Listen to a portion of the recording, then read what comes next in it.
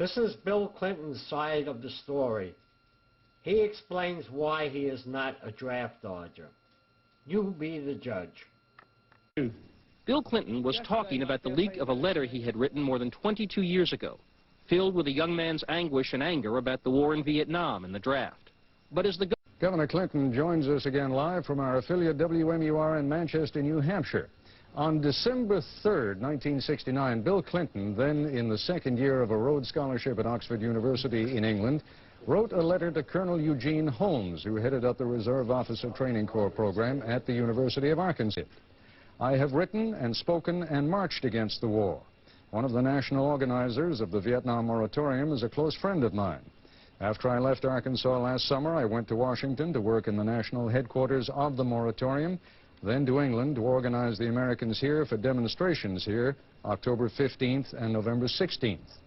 Interlocked with the war in the draft issue, which I did not begin to consider separately until early 1968, for a law seminar, I wrote a paper on the legal arguments for and against allowing, within the selective service system, the classification of selective conscientious objection for those opposed to participation in a particular war, not simply to, quote, participation in war in any form, end quote. From my work, I came to believe that the draft system itself is illegitimate.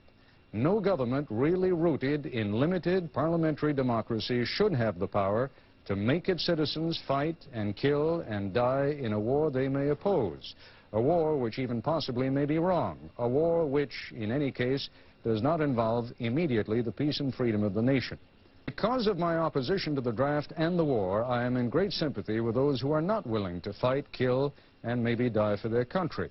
That is, the particular policy of a particular government, right or wrong. Anyway, when the draft came, despite political convictions, I was having a hard time facing the prospect of fighting a war I had been fighting against, and that is why I contacted you.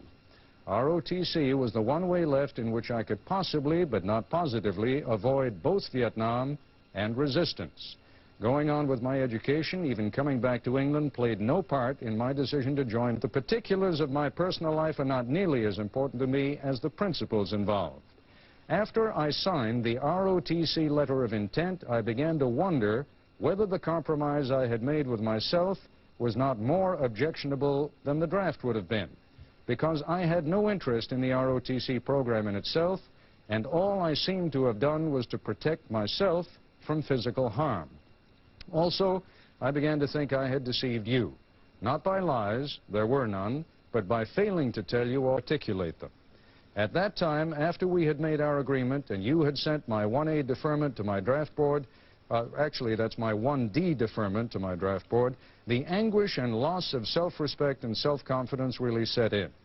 I hardly slept for weeks and kept going by eating compulsively and reading until exhaustion brought sleep.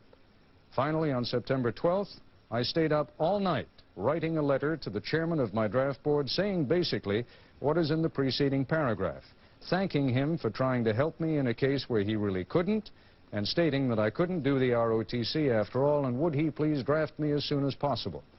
I never mailed the letter, but I did carry it on me every day until I got on the plane to return to England. I didn't mail the letter because I didn't see in the end how my going in the Army and maybe going to Vietnam would achieve anything except a feeling that I had punished myself and gotten what I deserved. Sound familiar? Remember the one, I smoked marijuana, but I didn't inhale it. It's the same as this letter. I wrote the letter, but I didn't mail it. Therefore, I'm a good guy. Sometimes it's real frustrating because I thought, how can this guy fall off the face of the earth like this? I mean, I should be able to find him. Bruce searched everywhere for more than a decade, but he never found Gilbert. Then, in 1984, he went to a ceremony unveiling the three-soldier statue at the Vietnam Memorial in Washington, D.C. He decided to take a final long shot at finding Gilbert. He wrote a message and placed it on the wall beneath the names of their fallen comrades from Bravo Company. So I left this note at the wall, and I thought maybe if he came by, he'd see it. But Gilbert didn't go to the memorial and never intended to. The memories were too painful. It seemed Bruce's long shot to find his long-lost friend was doomed to fail. when fate intervened in the form of Jennifer Young. Jennifer was also in Washington for the unveiling ceremony. She was astonished by the thousands of cards and letters left along the wall.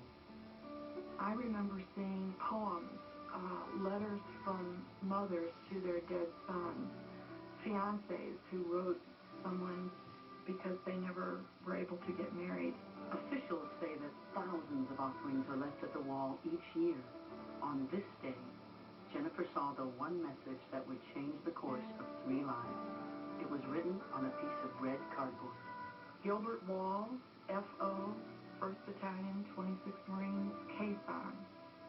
Contact Bruce Jones, T-Bone. And it gave a Wisconsin address and phone number. And then I thought, wait a minute, the name sounds familiar. After Vietnam, Jennifer had gone to work for the Mobile Corporation in Dallas. In 1972, she hired a fellow Vietnam veteran named Gilbert Wall. Now she wondered, could it possibly be the same man? And could she still find him almost 12 years later? Or was it a coincidence that was simply too good to be true? So I called Mobile Oil. They still had a Gilbert Wall working for them. So I asked for him on the phone, and I said, Gilbert, were you a forward observer, Quezon? He said, yes. And I knew I had the right one. Amazingly, Jennifer had found the man she was seeking, and she had an important message for him. She said, Gilbert T-Bone's looking for you.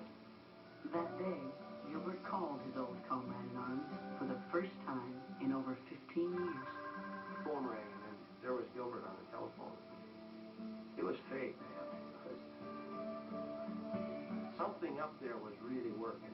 We got right on talking about Quezon, talking about the war, and it was just good to talk to him again.